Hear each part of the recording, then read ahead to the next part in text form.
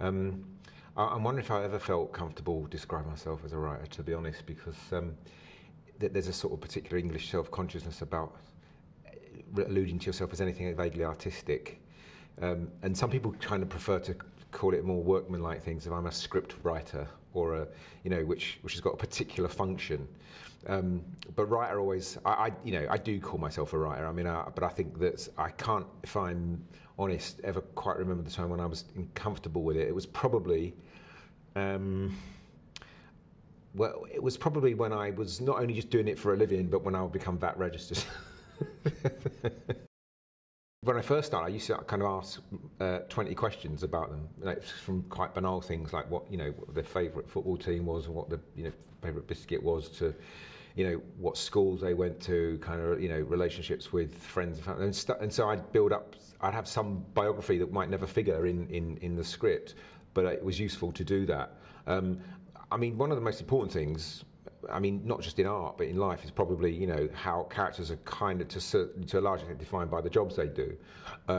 So two things: to get their name, and that's quite important, but also to get their job, male or female. I think that becomes really important. Probably, it's not the ultimate definition of a character, but it really helps. I mean, I probably start off with an overall idea about something I'm interested in. It does, in that sense, it's a very formative thing. It isn't a beginning, middle, and end. It's probably just, how do I make this idea become flesh and blood? But when I'm writing scripts, I think it's like a writer that I used to really admire called Barry Keefe, who's still around, an older writer now, used to say, look, the most important thing is starting. Just even if you get a first page, as soon as you get the first page done, then you're off. So I think it was just, in storytelling terms, it was just to kind of be able to come up with, you have a storyline, that's fair enough. You roughly know where it's going, beginning, middle, and end. But what you really need to do is have a first scene that you feel really pleased with and happy, because if you can't excite yourself on the first day, then you've had it, really. Well, the thing that probably got me interested in writing for television was a play for Today a long time ago, probably 1977 actually. It was called Gotcha. It was written by Barry Keefe, and it was about a school leaver on his last day, taking his teachers hostage. And it was originally a stage play that had been done as a play for Today, but it just it really spoke to me, and I thought that was quite inspirational then. And in terms of beyond that, being excited by the possibilities of television drama, I think it's probably Edge of Darkness, because Edge of Darkness was about the time when I was writing stage plays, and I wasn't properly writing television drama at that point. But when I saw the first episode of Edge of Darkness, I thought, wow, this is just awesome, and I really would, I'd like to emulate that. I work in a library because I for various reasons, find it hard to write at home now. So I go to a public library every day, and I've spent most of my life working in libraries.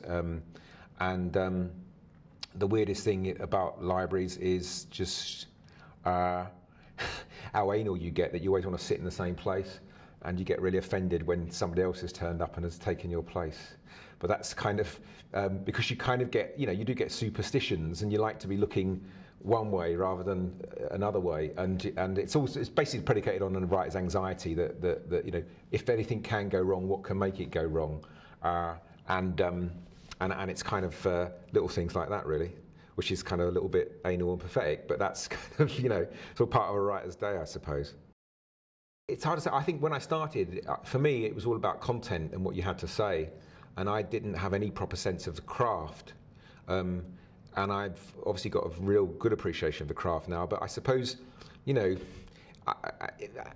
said that, I probably would have been put off by the idea that there was so much craft attached to it. I think it's much better for a writer who's first starting simply to want to get something off their chest, and to worry about how they get it off their chest after. The fact that they do and have something to say is the most important thing. Formulating it, structuring it, and all the rest of it can come.